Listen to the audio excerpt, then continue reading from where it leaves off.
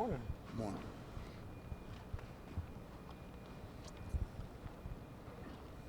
In general, what were your thoughts on how your defense played against Miami? I feel like to a certain extent they played really well. Some of the best defense that we've played this year. Obviously, we got to bow up in the red zone, plus 20, plus 17, and get it done. We got to get it done. Get them the fourth down, and then we got to win out the whole series. So still working on the finishing part. But they did some good things. We did some good things, and got to continue to improve. The young DBs got a lot of run. Asante, A.J. Linton was out there a little bit. How did those guys do in their time? They did pretty good. They've earned that time because we're not giving anybody anything. They've earned it. We always say best players play, and by their play, they've earned that time. And they did a pretty good job. Obviously, just getting thrown in the fire in a game like that, we have trust in those guys that they can get it done, and they will get it done, and it'll pay off in the future.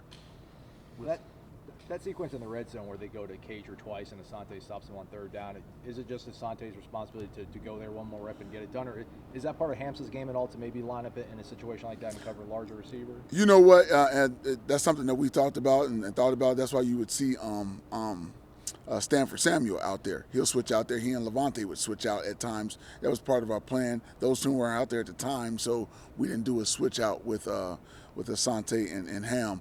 But he competed on both of them. Got one of them out, didn't get the second one out. That guy went up and made a play. But he'll learn from that situation. Type of kid that he is, tough, hard-nosed kid. He'll bounce back and be ready to go from here on out in those type of situations. Do you get the feeling like they were going to go back to that sort of route or that guy? Yes, because they had shown it on film. We did feel like they were going to do that, and he made one play, and I even said, Coach, he's a dog. He's going to get it done. So I had that faith in him to get it done. Unfortunately, that guy made a play. He seems like one of those guys that's only going to get better through experiences like that. Exactly right, because that's how much he cares, how hard he competes. He's that type of guy that you want out there in those type of situations. It's not for a lack of effort, I promise you that. Are we seeing fully what Marvin Wilson can do now, the disruptor that he is up front? I'm telling you what, man, that guy is a player, and he plays so hard. The whole time to the end, he's giving you everything that he has, and it helps our team because they see it on film and see what he's doing. So not only when he plays so hard, they see it, but when he speaks up and talks, which isn't a lot. It's like E.F. Hutton, they're going to listen. And so he has a command of our team in that way to get them to play hard all the time just like he does. He sets a standard. What's his ceiling? What's his ceiling? Oh, man, I don't know. I hope he just keeps rising and rising each and every game and keeps playing hard. He and DeMarcus Christmas, Fred Jones, those guys played well up front. They did a really good job. With the way this rushing defense has been for you guys, does that allow you to do anything different on the back end? Does this make you guys that much stronger in pass defense when you're able to shut things down this easily? In a lot of ways it does. There's some things that we could change up and slow the safeties down and run support a little bit more and let those guys do their thing up front. And we got to do our part on the back end as well. So we're working on that this bye week, getting those things tweaked and worked on so we can be solid in both areas, run game and pass game. With how good Brian Briggs has been on one side of the defensive line, what are your thoughts on how the other defensive ends have played opposite him? I think they've all played well. Wally Ames started the game. We told him he set the tempo the first play of the game with the play that he did. Shot the guy come off the block and make a tackle. That was a really good play. J-Rob has been playing well as also. Kane Doe is coming around. You see him getting into true football form, if I can say it that way. And so those guys are doing a great job for us. And obviously you mentioned Brian holding up his end of the bargain.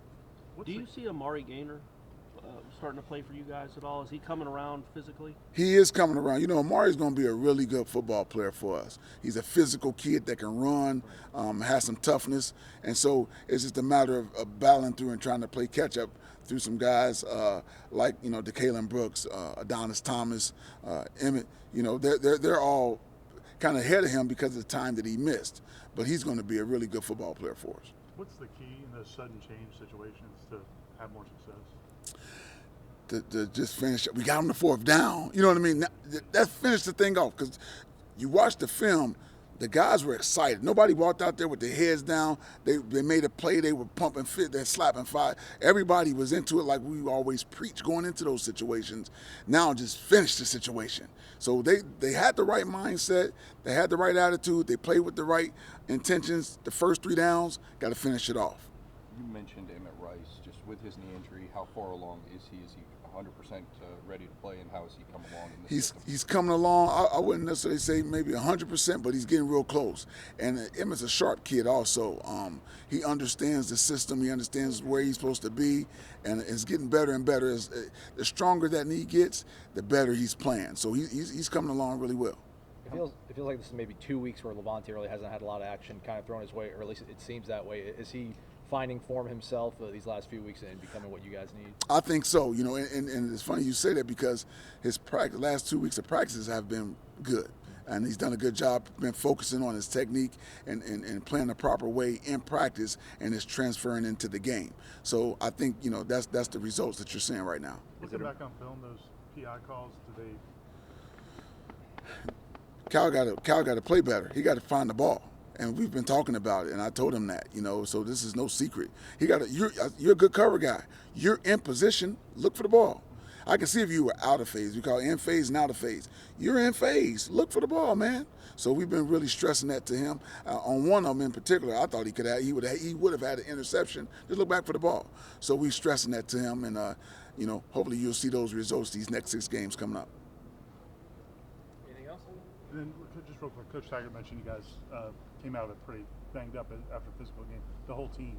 It looked like some guys were out yesterday. Do you expect most of those guys to be back? Yeah, I do. They're just minor things. It's the halfway point of the season. It's football. Yeah. Thank you, All Coach. right. Thanks, guys. Yep.